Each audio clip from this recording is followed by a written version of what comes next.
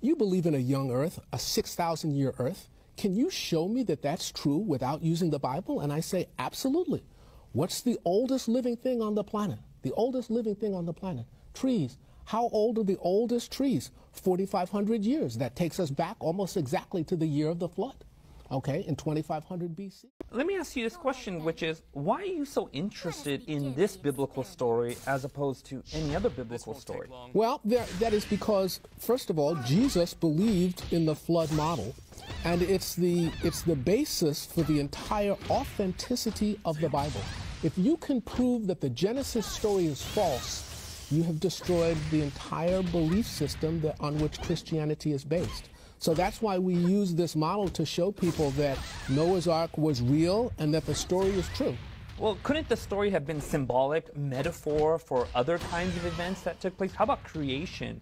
Couldn't that have been symbolic or metaphorical in the language that's there? Well, it is possible, but when we look at the 4 postulates of creation and we compare them with the 4 postulates of evolution, only the postulates of creation have been observed.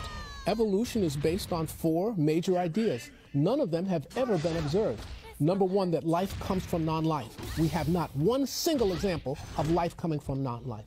Number 2, that all the life forms that we have today came from single-cell life forms.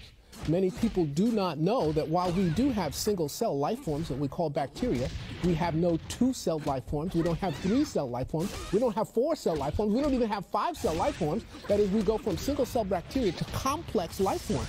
So there's no evidence that all life comes from single-cell life forms.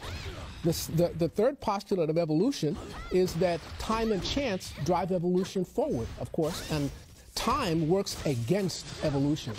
The chance of one simple 100-unit protein coming together by accident this is a very big number. Time and chance make evolution absolutely impossible. The 4th postulate that evolution is based on is that what we see today, minor genetic variation in species, is evidence of macroevolution. So because cats are different colors, dogs are different sizes, that means that fish turned into cows. And of course, we know that that's not true because Mendel proved that all the genes that exist today, you can shuffle them around, but there are no new genes that were created. Let's think about the 4 major postulates of creation. Number 1, where there's a design, there must be a designer. We see codes in DNA. Codes are evidence of intelligence because you have to translate from one language to another. We have not a single example of that happening by accident. Number 2, that the Earth, the solar system, the universe, and the galaxy are young, measured in thousands of years, not millions or billions of years. Many times people ask me, they say, well, Major, you believe in a young Earth, a 6,000-year Earth. Can you show me that that's true without using the Bible? And I say, absolutely. What's the oldest living thing on the planet? The oldest living thing on the planet? Trees. How old are the oldest trees? 4,500 years. That takes us back almost exactly to the year of the flood, okay, in 2500 BC. Number 2, I'm saying, look at the sky. We call solar nebulae. A solar nebulae is what we see from a supernova when a star explodes. It leaves a gas cloud.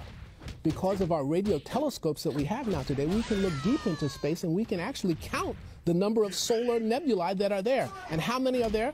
A supernova takes place about once every 26 years. How many solar nebulae do we have? 6,000 years worth. That's impossible in a universe that is billions and billions of years old. And we have other evidences such as alpha decay that we do in our program that most people don't understand that also shows that the Earth is 6,000 years old. So that's the second postulate, proves that the biblical story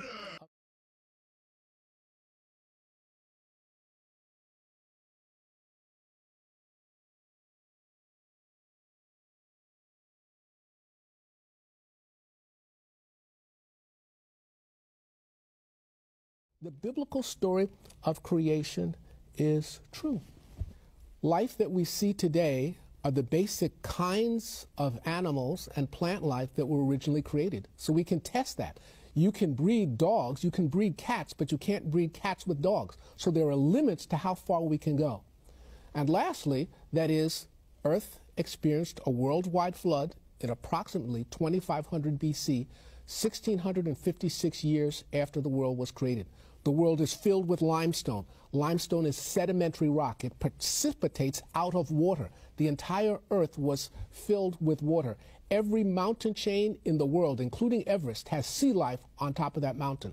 The mountains rose out of the water, so we know that there was a worldwide flood. Let me pose a question to you, and Mark and Lise, feel free to jump in this. And that is this. Most people who don't believe in God aren't card-carrying members of the atheist club. They haven't studied molecular biology. Yes. Why don't they believe in God? What is the struggle there? Neil, I'm going to tell you, that's a very good question. My answer to that is probably because most of them has not actually seen the evidence that supports the Bible. And that is my job, to actually show them. You're right. Most people are somewhere drifting, somewhere in the middle. This is a war for ideas. And it's my job to combat these forces of error, particularly in secular campuses, in universities, which is where I work and teach, and show that the evidence supports God's word. God is a God of science. That's fantastic. Pose this question to you guys.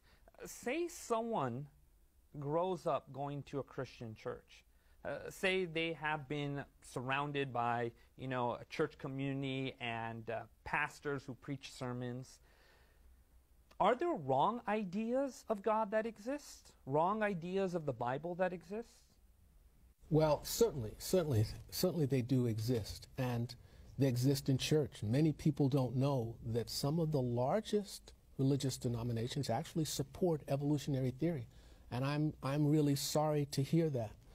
It is important that people test any church that they go to against the Bible to make sure that it is accordance with the truths of the Bible. Jesus believed in the flood story, and he said that he was coming again, and it would be just as in the days of Noah. So if Jesus believed it, it's very difficult for me to understand how you could call yourself a Christian if you don't understand or accept the story of Noah's flood and the creation story. And of course, it's important to understand the science that goes along with. You see that camera right there? There are people who are watching right now. There are people who are struggling with their faith in God. If you were to look at that camera right there and you were to talk to someone who was struggling, who is maybe a skeptic, someone wrestling with doubt, what would you say to them? I would say, hold on. The evidence is there. God is interested in you. He respects who you are. If you read, if you study, if you seek him with all your heart, you will find him. He has promised you that. The evidence is there, and I am here to help.